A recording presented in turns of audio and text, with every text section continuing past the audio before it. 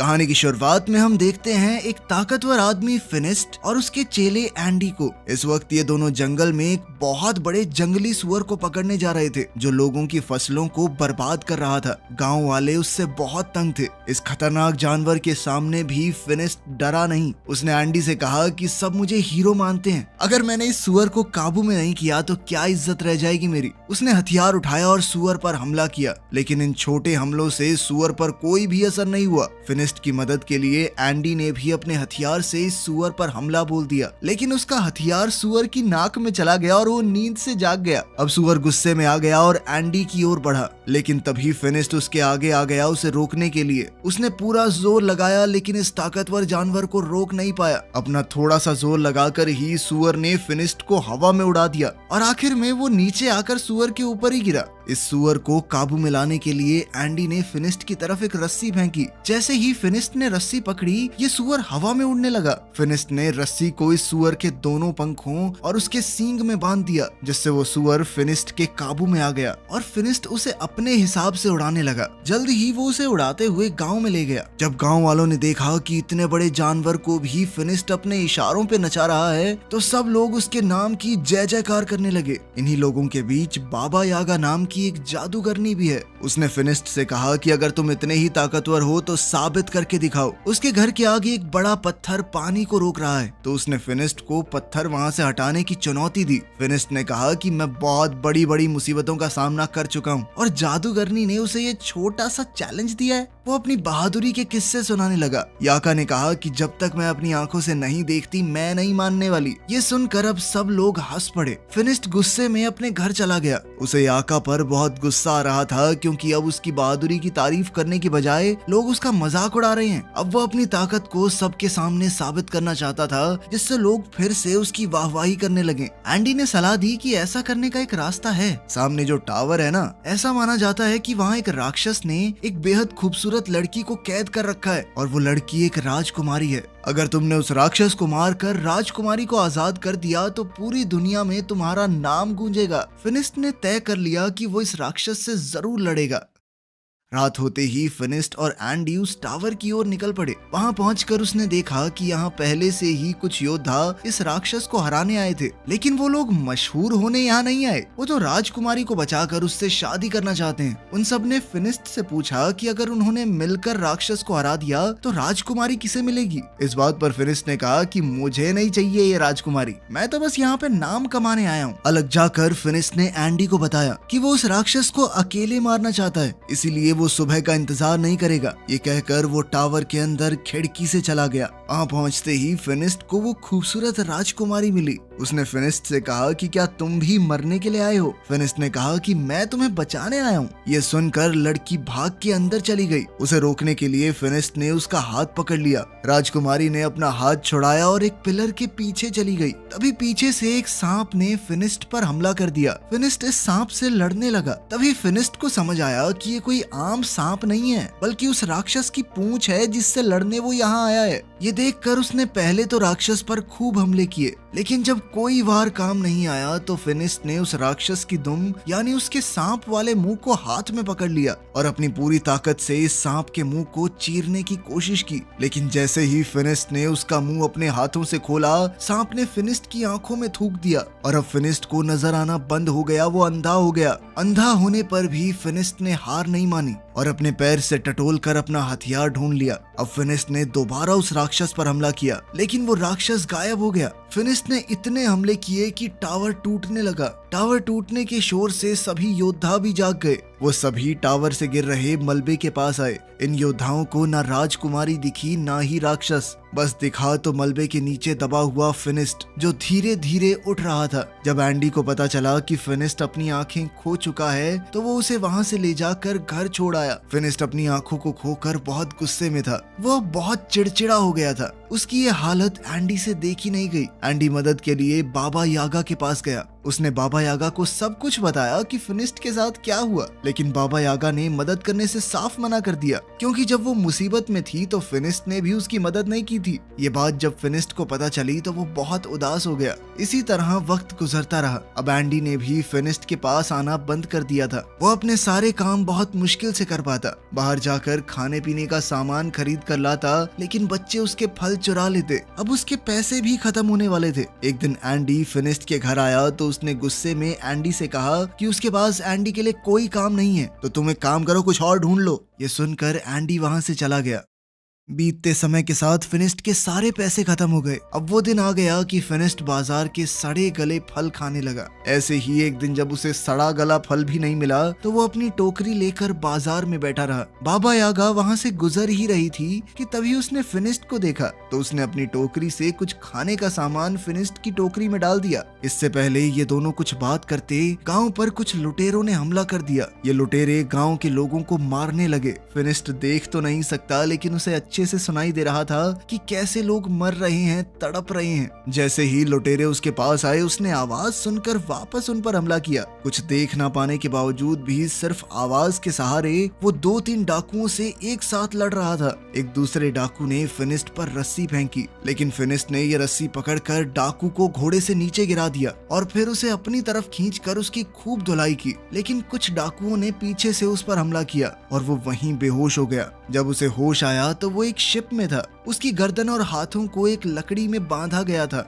इस जहाज में बाबा यागा और गांव के काफी सारे लोग भी थे। फिर हमने देखा कि एंडी भी यहाँ है। वो जहाज में आजाद घूम रहा था। बाबा यागा ने पूछा कि तुम आजाद कैसे घूम रहे हो? तो उसने कहा कि मैंने इन डाकुओं को यकीन दिला दिया है कि मैं इनकी तरफ ही हूँ, मैं इनकी मदद करूंगा। साथ ही वो गांव वालों के ऊपर डाकुओं के लिए नजर भी रखेगा। एंडी के पास इस वक्त एक सोने का चिराग है जो उसने डाकुओं से चुराया था। उसने कहा कि वो इस चिराग को बेचकर खूब पैसे कमाएगा। जैसे ही एंडी ने इस चिराग को रगड़कर साफ किया तो उसमें से एक जिन बाहर निकला। उसे देखकर सब घबरा गए, यहाँ तक कि एंडी भी। नीचे का शोर सुनकर एक डाकू वहां आ गया, लेकिन जिन ने इस डाकू को मारकर ऊपर फेंक दिया। जब जिन एंडी के पास गया उसकी ख्वाहिश पूछने, तो एंडी ने कहा कि वापस चिराग में चले जाओ, और वो जिन दोबारा से चिराग में चला गया। ऊपर से एक डाकू आया और एंडी के गले पर तलवार तान कर अपना चिराग उससे वापस ले लिया, और कुछ ही देर में ये जहाज अरेबिया पहुंचा। गांव से लाए हुए सभी लोगों को गुलाम के तौर पर बेचने के लिए खड़ा कर दिया गया। वहां एक नकाबपोश आदमी आया और उसने फिनिस्ट, बाबा यागा और एंडी को खरीद लिया।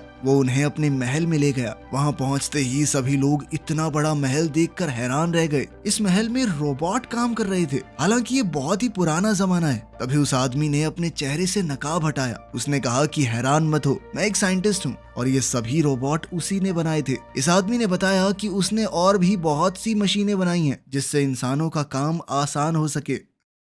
फिनिस्ट ने इस आदमी को अपनी कहानी बताई कि कैसे वो पहले एक बहुत ताकतवर योद्धा था और अंधा होने के बाद उसकी जिंदगी नर्क हो गई। साइंटिस्ट ने कहा कि मैंने तुम्हारे और बाबा यागा के बारे में सुना है। यह आदमी गुलामों को खरीदकर उन्हें आजाद कर देता है। जैसे ही खाने का वक्त हुआ, साइंटिस्ट ने अपने रोबोट से खाना मंगवाया। ये देखकर तो सब लोग बहुत इम्प्रेस हो गए। इन सबको लगा कि ये कोई जादू है, लेकिन साइंटिस्ट ने बताया कि ये कोई जादू वादू नहीं है, मैं पिछले 500 साल से इनके ऊपर काम कर रहा हूँ। ये सुनकर यागा हैरान हो गई और कहा कि तुम 500 साल से इतने जवान कैसे हो? इस पर साइंटिस्ट ने कहा कि मैंने एक ऐसा केमिकल तैयार किया था जिसे कर लोग हमेशा के लिए जवान बने रह सकते हैं। अब वो उन तीनों को अपनी लैब दिखाने ले गया। वहां जाकर फिनिस्ट ने पूछा कि तुमने ये केमिकल कैसे तैयार किया और क्या उसे पीकर मेरी आंखें भी वापस आ सकती हैं? साइंटिस्ट ने कहा कि उससे तो नहीं हो पाएगा, लेकिन मेरे पास एक दूसरी चीज है। उसने फिनिस्ट को एक चश्मा पहनाया जिससे उसे दोबारा सब कुछ दिखने लगा। साइंटिस्ट का मानना था कि साइंस की मदद से कोई भी चमत्कार किया जा सकता है, और जो लोग जादू का इस्तेमाल करते हैं वो दुनिया को नुकसान पहुंचाते हैं, और इन नुकसान पहुंचाने वाली चीजों को खत्म करने के लिए ही उसने एक मशीन बनाई है। अपनी बात को साबित करने के लिए उसने वो चिराग निकाला जो उसने लुटेरों से खरीदा है। यागा ने कहा कि ये खतरनाक हो सकता है, लेकिन साइंटिस्ट रुका नहीं। उसने चिराग को घिसा और उसमें से जिन निकला। उसने अपनी मशीन चला दी जिसने जिन को अपने अंदर खींच लिया। जिसके बाद उसने कहा कि देखा, मेरे आविष्कार ने जीनी को खत्म कर दिया। उसी रात साइंटिस्ट को पता चला कि पास की एक पहाड़ी पर एक राक्षस है जो आम आदमियों को नुकसान पहुंचा रहा है। साइंटिस्ट ने कहा कि उसे तो पकड़ना ही होगा। जब ये बात फिनिस्ट को पता चली कि इस राक्षस का शेर जैसा मुंह है और सांप जैसी दुम, तो फिनिस्ट तुरंत समझ गया कि ये तो वही राक्षस है जिसने उसे अंधा किया था। फिनिस्ट ने साइंटिस्ट से कहा कि मैं भी साथ चलूंगा, मुझे उस राक्षस से बदला लेना है। लेकिन साइंटिस्ट उसकी जान को खतरे में नहीं डालना चाहता। इस पर फिनिस्ट ने कहा कि आपने मेरी मदद की है, इसलिए मैं भी आपकी मदद करूंगा। इसके बाद साइंटिस्ट ने फिनिस्ट को एक गैजेट दिया जिसे अगर राक्षस के पास रखा जाए तो वो खुद ही उसमें कैद हो जाएगा। रात को बाबा यागा इस साइंटिस्ट की लैब में घुस गई। वो यहाँ से उस केमिकल को पीना चाहती थी ताकि वो भी हमेशा जवान रहे, लेकिन साइंटिस्ट ने उसे पकड़ लिया और कहा कि अगर तुम लोग राक्षस को लाने में कामयाब हो गए तो मैं खुद ही तुम्हें उस केमिकल का थोड़ा हिस्सा दे दूंगा। अगले दिन जब वो सभी लोग जाने के लिए तैयार हुए तो साइंटिस्ट ने उन्हें अपनी स्पेसशिप दिखाई जिसकी मदद से वो वहाँ बहुत जल्दी पहुँच सकते हैं। उसने उन सबको उसे चलाना सिखाया। जाने से पहले साइंटिस्ट ने कहा कि मुझे वो राक्षस जिंदा चाहिए। साइंटिस्ट ने फिनिस्ट के हथियार को भी बेहतरीन बना दिया था। अब उसमें एक बटन था जिसे दबाते ही वो सब किया जा सकता है जो एक मामूली हथियार पहले नहीं कर पाता। अब उन्होंने उस उड़न तश्तरी में बैठकर अपना सफर शुरू किया और जल्द ही ये लोग उस पहाड़ी पर पहुंच गए जहां वो राक्षस है। काफी देर तक ढूंढने के बाद आखिरकार फिनिस्ट को उस राक्षस के पांव के निशान मिल गए। वो निशान एक गुफा के अंदर जा रहे थे। फिनिस्ट ने साइंटिस्ट की मशीन इस गुफा के बाहर रख दी। फिनिस्ट जानता था कि उसे राक्षस को मारना नहीं है, सिर्फ कैद करना है। इसीलिए वो बड़े आराम से अंदर गया और अपने हथियार से राक्षस को ललकारा और फिर वो बाहर आ गया। जैसे ही वो बाहर आया तो उसका सर एक पेड़ से टकरा गया जिससे वो वहीं पर बेहोश हो गया। राक्षस भी गुफा से बाहर निकल आया। इससे पहले राक्षस फिनिस्ट को कुछ नुकसान पहुंचाता, बाबा यागा ने जल्दी से उस मशीन को एक्टिवेट कर दिया। उस मशीन के अंदर से बहुत सारी चेन बाहर आई और राक्षस को खींचकर अंदर ले गई। फिर यागा ने लिवर दोबारा से दबाया और मशीन बंद हो गई। कुछ ही देर में फिनिस्ट को भी होश आ गया और अब वो सब लोग मिलकर वापसी का सफर करने लगे। सफर बहुत लंबा था, इसीलिए ये लोग रात को बीच रास्ते में ही आराम करने लगे। रात को पिंजरे से फिनिस्ट को एक लड़की की आवाज सुनाई दी। वो पिंजरे को खोलने लगा। बाबा यागा ने उसे ऐसा करने से रोका, लेकिन वो नहीं रुका। जब पिंजरा खुला तो अंदर वही राजकुमारी थी जो टावर के अंदर फिनिस्ट को मिली थी। बाबा यागा ने कहा कि इसका मतलब ये राजकुमारी ही वो राक्षस है। यागा ने कहा कि इसे बाहर निकालना काफी खतरनाक हो सकता है, लेकिन फिनिस्ट उनकी बात सुनने को तैयार ही नहीं था क्योंकि शहजादी पर उसका दिल आ गया था। जैसे ही फिनिस्ट ने राजकुमारी की तरफ हाथ बढ़ाया, बाबा यागा ने उसे धक्का दे दिया और पिंजरे को बंद कर दिया। राजकुमारी ने बताया कि मैंने तुम्हारा हाथ इसलिए नहीं पकड़ा क्योंकि मेरे ऊपर एक श्राप है। अगर कोई भी आदमी उसे छुएगा तो वो राक्षस में बदल जाएगी। राजकुमारी ने कहा कि मैं बुरी नहीं हूँ। वो तब तक किसी को नुकसान नहीं पहुंचाती जब तक सामने से कोई हमला ना करे, ताकि मेरी वजह से किसी को नुकसान ना हो। मैं तो यहाँ अकेली पहाड़ों में रहती हूँ, लेकिन इंसान उसे यहाँ भी जीने नहीं देते। इसके बाद हमने देखा कि साइंटिस्ट ने एक किसान की बिल्ली चुराई थी। किसान ने उससे भीख मांगी कि ये बिल्ली किसी का कोई नुकसान नहीं करती बल्कि फायदा ही करती होगी थोड़ा बहुत। दरअसल रात को इस बिल्ली से लाइट निकलती थी जिससे आसपास रोशनी हो जाती, लेकिन साइंटिस्ट ने किसान की बात नहीं सुनी। उसने बिल्ली को अपनी मशीन के नीचे रखा। ये मशीन किसी भी चीज की जादुई शक्तियों को खींच लेती है और इसी तरह इस मशीन ने बिल्ली की जादुई ताकत भी खींच ली और फिर बिल्ली को जादू से एक केमिकल में बदल दिया जिसे साइंटिस्ट ने अपनी तिजोरी में रख दिया। यहाँ साइंटिस्ट ने बहुत सारे केमिकल्स पहले से इकट्ठा कर रखे थे। वहाँ राजकुमारी और फिनिस्ट एक दूसरे से प्यार करने लगे थे। बाबा यागा और एंडी इन दोनों को कैद करके साइंटिस्ट के पास ले जाने लगे। ये लोग जब साइंटिस्ट के महल में पहुंचे तो दूर खड़े होकर ही साइंटिस्ट को देखने लगे। उन्होंने देखा कि साइंटिस्ट ने एक जादुई परिंदे का सारा जादू खींच लिया और उससे बने केमिकल को अपने रोबोट्स में डाल दिया। इसका मतलब था कि ये रोबोट साइंस से नहीं बल्कि जादू की मदद से चल रहे हैं। वो इन सारे केमिकल्स को सभी जादुई चीजों से निकाल रहा है। इसके बाद बाबा यागा बहुत गुस्से में उसके सामने पहुंची। उसने कहा कि तुम झूठे हो, ये रोबोट कोई आविष्कार नहीं है बल्कि जादू से चलने वाले पुतले हैं, जिसका मतलब है कि तुम्हारी उम्र भी जादू जादू से ही लंबी हुई है, वो जादू जो उस साइंटिस्ट ने मासूम जानवरों को मारकर हासिल किया है। ये सुनकर साइंटिस्ट को गुस्सा आ गया और उसने कहा कि मेरा सच जो भी जान जाए वो जिंदा नहीं बचता। इसके बाद बाबा यागा और एंडी डर कर वहाँ से भागने लगे। बाबा यागा ने फिनिस्ट और शहजादी को भी आजाद कर दिया क्योंकि वो जान गई थी कि ये साइंटिस्ट इस राजकुमारी के साथ भी यही करेगा। राजकुमारी ने बताया कि वो साइंटिस्ट को जानती है, वो काफी समय से उसके पीछे पड़ा है। तभी साइंटिस्ट भी वहाँ पहुँच गया। उसने अपने सारे रोबोट्स को इकट्ठा कर लिया ताकि उनमें से कोई भी भाग ना पाए और फिर राजकुमारी के अंदर से भी उसके जादू को अपनी मशीन से खींचने लगा। फिनिस्ट ने उसे बचाने की कोशिश की लेकिन वो बंधा हुआ था। वो उसे बचा तो नहीं सकता था लेकिन उसने राजकुमारी का हाथ पकड़ लिया ताकि वो राक्षस में बदल जाए। राक्षस बनते ही राजकुमारी ने अपनी जंजीरें तोड़ दी और वहाँ से भाग गई। मौका पाकर बाबा यागा और फिनिस्ट भी वहाँ से बच निकले लेकिन साइंटिस्ट के आदमी उनके पीछे लग गए। बाबा यागा ने उनसे बचने के लिए अपने जादू का इस्तेमाल किया। उसने तरबूज के बीज उन पर फेंके जो अचानक तरबूजों में बदल गए।